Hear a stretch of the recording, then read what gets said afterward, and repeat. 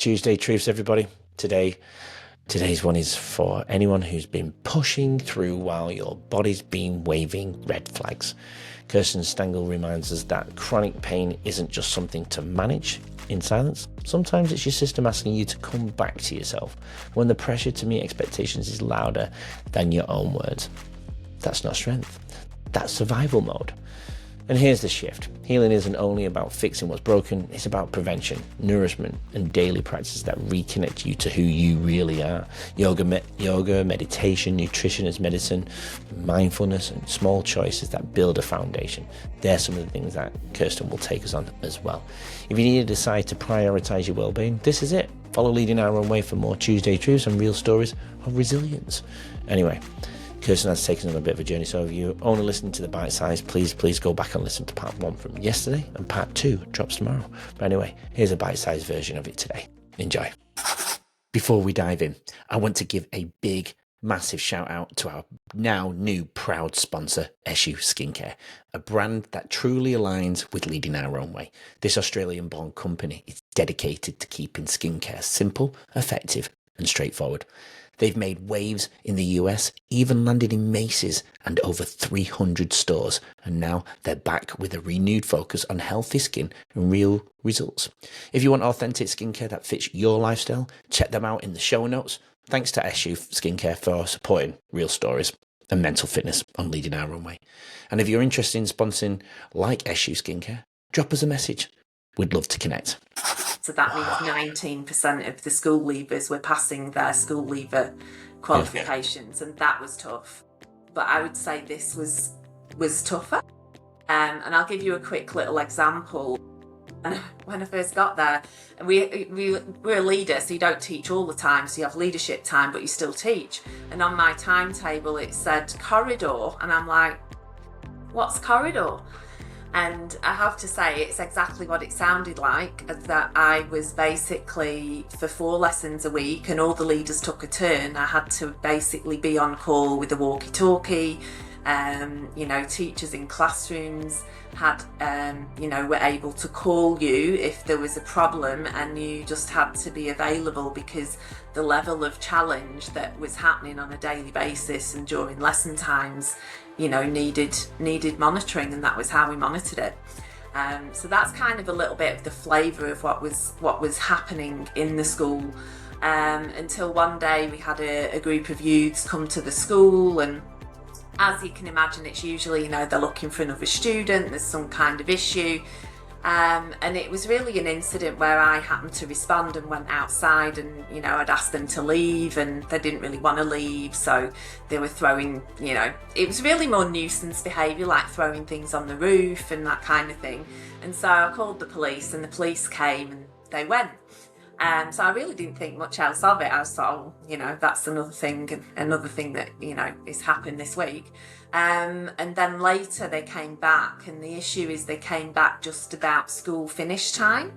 And now, all the kids are coming out into the yard, they're starting to congregate, we're asking them to leave, they don't want to leave, until they say, oh, what are you going to do? Are you going to call the police? And I said, well, yes, because that I'm going to do that, because I knew some of them. And unfortunately, it's shift change around about that time, so we weren't able to get the police to attend at that time. So probably for about another 30 minutes, there was, just escalating behaviours really. And I guess I bear in mind that when you work in these situations, you become quite desensitised. So what I think is, more normalised, other people quite shocked by. So, they're kind of approaching cars in the car park, throwing stones at windows, and staff are hiding under desks and things, until it came to a situation where they'd headed for the door, and me and a colleague realised at that time the door didn't lock from the inside. So we kind of went down the corridor, ended up at the door, face to face through the glass with these, youths. And what happened then was basically an incident where they're trying to force their way in. We're trying to stop them from coming in, and it, escalated a fair bit until I was going to call the police again. And then I was like, oh, I'll just ring the normal number. And my colleague was like, I think you should ring an emergency now. And I remember saying, do you reckon? And she was like, yeah. I was like, okay. So I did ring 000, and as soon as I did, the police came, and, you know, when they heard the sirens, they ran off. But, you know, in all of that incident, unfortunately for me, what happened after that was, you know, I was injured through my neck and my shoulder. I found out later I had subsequent, you know, a number of different injuries, which then on a pathway led down a pathway of chronic pain and multiple medical procedures to try and fix that, and you know that lasted for years. But predominantly, you know, people who, I think there's a tendency when you're under stress to minimize it, to not really listen, to push through the tiredness, those kind of things. But what I tend to see is that people are still using the things that they were using 10 or 20 years ago that have worked, that are no longer working for them. So we're still getting up at 5 o'clock in the morning and smashing out the gym, even though we're tired. And we're still, you know, going, okay, we'll go on an extreme caloric restriction, or just do more exercise, that'll help me lose the weight. And, you know, it's okay because I'm pumping out my stress at the gym, you know, I'll go for a run, or I'll do this, or I'll do that. But what I do is, it's actually probably quite uncomfortable for people to start with, because the first phase of what I do is to slow things right back. Because when you've gotten to the point where you've got chronic tiredness, chronic fatigue, potentially on the edge of burnout, you know, inflammation, all of these things happening, perhaps digestive issues, you know, the beginning of lifestyle diseases, metabolic, looking at your metabolic health, those kind of things. You can't just push through that anymore. You can't just keep going. So what I do is very holistic in terms of that. I more and more so now moving towards working on 12-week programs with people, because you do need that length of time. You need a section of time to recover and slow down, because that brings the nervous system down to a point, and then we can gradually rebuild as we go, to the point where you build capacity and you build back that resilience. But you can't force the end bit before you've done the beginning bit, in my experience. And so that's the work that I do now, because, you know, and I do think it is different, and I've experienced it myself as well, you know, so I know how powerful it is. It can take a mindset shift for people, honestly. But one of the first things that happens, I mean, I don't advise supplements as like a cure-all life hack kind of thing, but they are useful in the right circumstances. You know, with the right food, with some, you know, really potent supplementation if it's necessary, and then also with a yoga therapy program where we look at breath work, we look at mindfulness, we look at some gentle movement of the body that allows the nervous system to recover. Then, you know, it's a different approach than.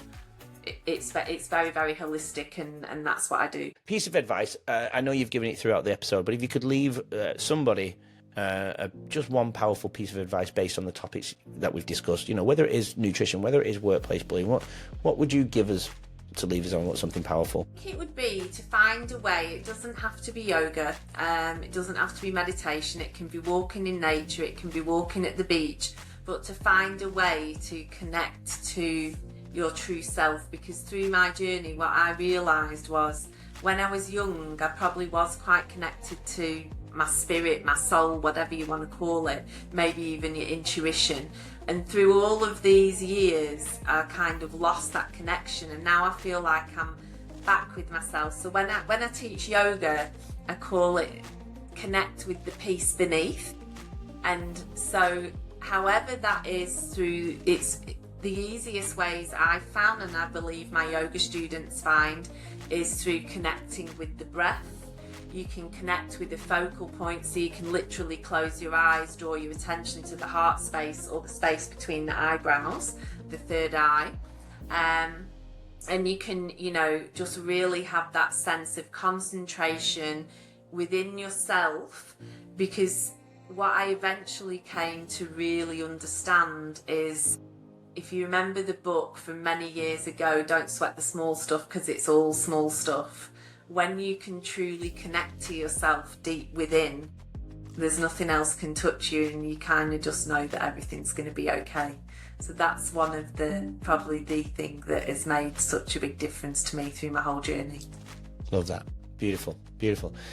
This is a question you don't know about, but I'm going to throw it at you anyway. It might pull you up on a little bit. It's a pretty cool question, and it gets the brain thinking, and that's the whole point. But through your pain and some of the things you've been through and you've explained in today's episode, what's a question you wish people would ask you but they never do? Oh, that's an interesting one. It is, isn't it? They never do.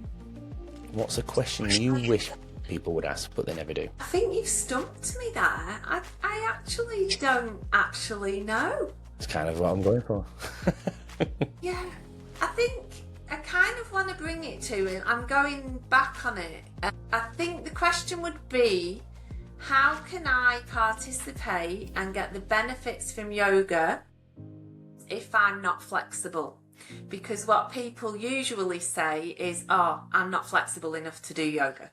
Yeah, I've heard that. It makes me no end, because if you actually look at the yoga philosophy, the very first, after the first sentence, the very next bit is, yoga is the stilling of the fluctuations of the mind. And what that means is we're not going to completely blank our mind, but over time and training we can still the anxieties, the fluctuations, the ups and the downs, the worries about whether we've offended people, and come to this level place in between. So we get into the practice, connect to the peace beneath, connect to a stiller place, not always fully still, but we learn tools over time.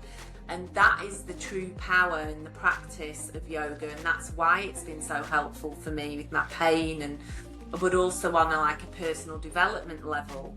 And I hate it when people say to me, oh yeah, well, I'm not flexible enough to do yoga. And I'm like, yeah, you're missing the point. You're completely missing the point. So yeah, I wish people would ask me, how can I do yoga even if I'm not flexible? What you just witnessed is only a snippet of our amazing conversation this week. This is what Leading Our Own Way is all about. Real stories, real transformation. If you're watching this before Wednesday, part 1 dropped yesterday and part 2 releases tomorrow. But if you're already here after Wednesday, all parts are available now. Head to YouTube, Spotify, Apple Podcasts and every other major platform and look for the numbers on the bottom left-hand corner of the episode's covers to start with part 1. Trust me, you don't want to miss this incredible journey.